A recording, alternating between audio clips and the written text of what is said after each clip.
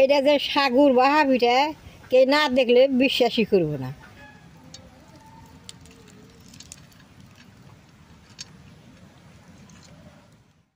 দাদা ভাই দিদি ভাই নমস্কার। আপনারা তো অনেক কিছু দেয়, বাহা পিঠা খাইছেন চালের গুঁড়া দিয়ে সুজি দিয়ে, তাহলে আজকে আমি সাগু দিয়ে ভিতরে গুড় বইরে বাহা পিঠা বানামু। বাহা পিঠাটা আমি কীভাবে বানাই আপনারা দেখবেন। এই বাহা পিঠা খাইতে সাগুর খুব ভালো লাগে। বাহা পিঠাটা বানাবার নিগে আমি এক পা সাগু নিয়েছি আর এক বাটি গুড় নিয়েছি।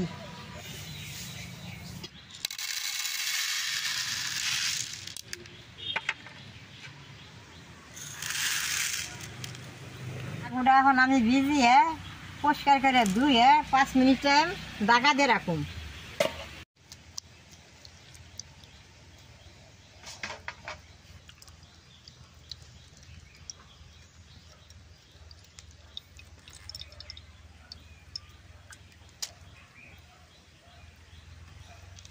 সাগুটা অল্প বড়, মিনিট টাইম জলের মধ্যে ভিজিয়ে রাখুন। দেখেন কি সুন্দর করে ধুয়ে নিয়েছি।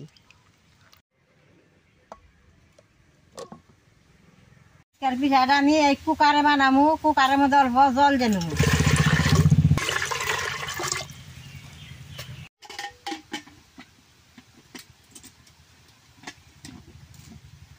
চুলাটা জ্বালে দিছি, কুকারটা চুলাই বহে দিব।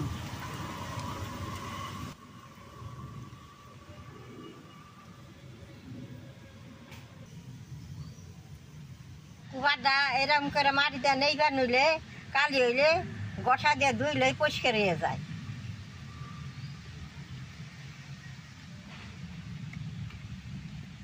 পিঠাটা এই চা খাওয়া গেলাসে বানামো। গেলাসটার তলিতে অল্প খুঁটা করে নেব।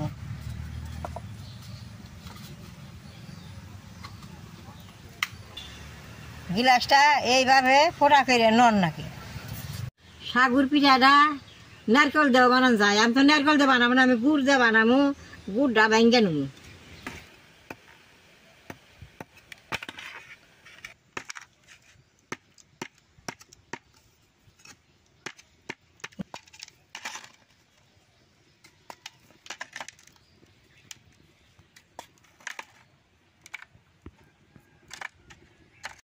জলটা যে কুকারে দিছি, এই জলটা গরম হইয়া এনটা যেমনটা বাপ উঠবো সেসমকা পিঠাটা দিব। সেসমকা পিঠাটা না দিলে তার আগে দিলে কিন্তু পিঠাটা হবো না। জলটা বাপ ওঠার পরে পিঠাটা দিমু, তাই বেশ সুন্দর হবো। দাদা ভাই দিদি ভাই 5 মিনিট হয়েছে, এখন আমি সাগুটা গুছিয়ে দেখি কিরকম হয়েছে। দেখেন যে 5 মিনিট ভিজাইছিলাম, কি সুন্দর ফুলছে। এর চেয়ে আর বেশি ভিজা যাবে না, বেশি ভিজাইলে গইলে যাবো গা। এক পা সাগুর মধ্যে আধা বাটি সুজি দিয়ে মাইকে নেব।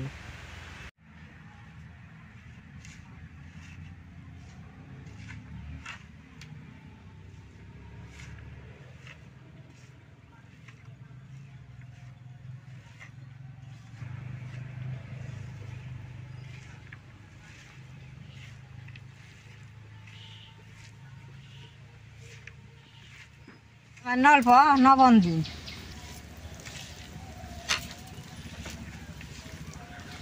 এখন আমি গ্লাসটার মধ্যে এই সাগুটা বইরে অল্প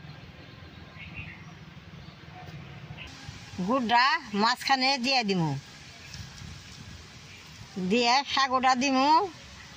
গ্লাসটা বুঝাই করে দেওয়া যাবে না, গ্লাসটা বুঝাই করে দিলে ফুইলা উঠে এইভাবে দিব। বুঝাই করে দিলে ফুইলা উঠলে পড়ে যাবো গা। দেখেন এই যে বাপুত আছে, এইভাবে পিঠাটা আমি বসাই দিই।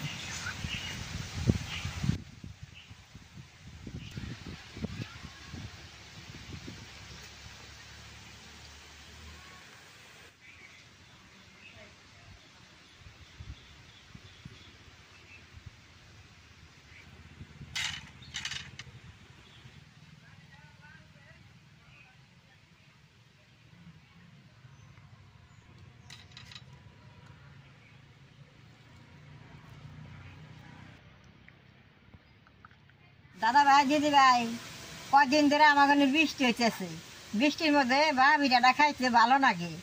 তা তারই মধ্যে এটা নতুন পিঠা শাক গুদা বানাইতেছি।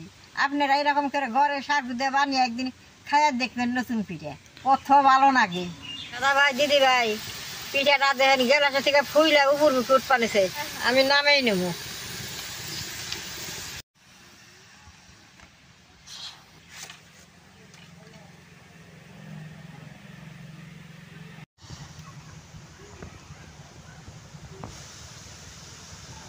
এই পিঠাগুনে গ্লাসটা ঠান্ডা লাগে, তাহলে পিঠাগুনে বেশ সুন্দর উঠে।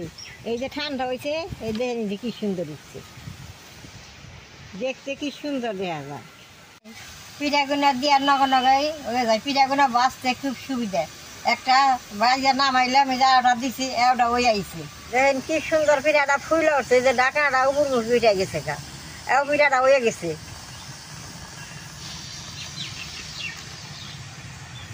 কুকারে বানাইলে বাদে পিঠাগুনা ফটফটিয়া হয়, বানাইতে খুব সুবিধা হয়। এরকম করে কুকারটা নেই বানাইলে ভালো হয়।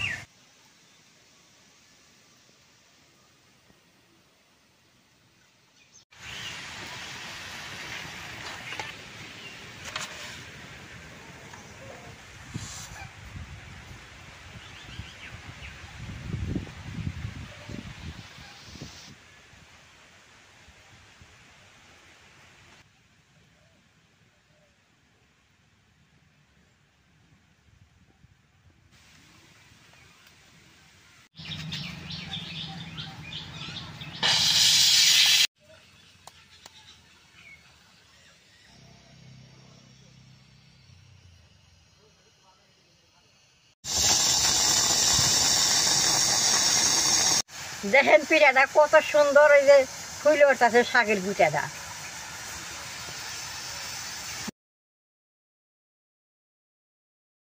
কত উপরে উঠে গেছে গা, এখন আমি পিঠাটা নামাই নেব।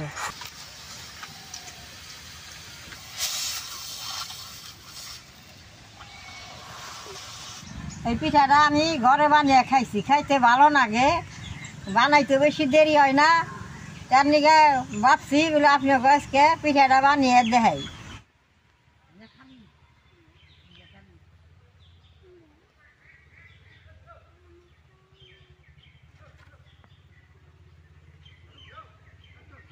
সবটি পিঠা ভাজা হয়েছে, ওর নামেই নেব।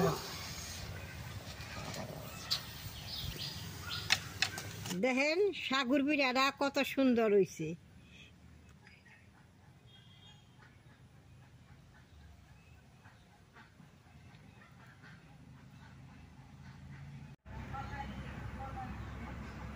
দাদা ভাই দিদি ভাই, সবটি পিঠাই বানানো হয়েছে, পিঠাটা এত সুন্দর হয়েছে দেখাই খাইবার মন নিতেছে।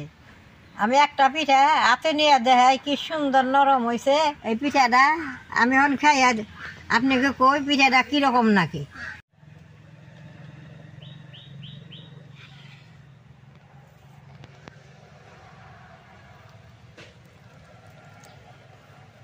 দেখেন একটা শাগুও কাঁচা নাই, বেশ ব্যক্তি শাগু, এই যে কি সুন্দর নরম হয়েছে।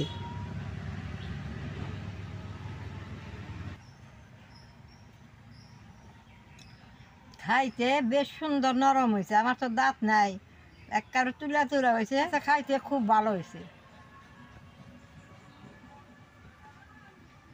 এটা খাইতে খুব ভালো হয়েছে। আপনারা ঘরে আমার মতো এরকম করে সাগু দিয়ে পিঠা বানিয়ে খাইবেন।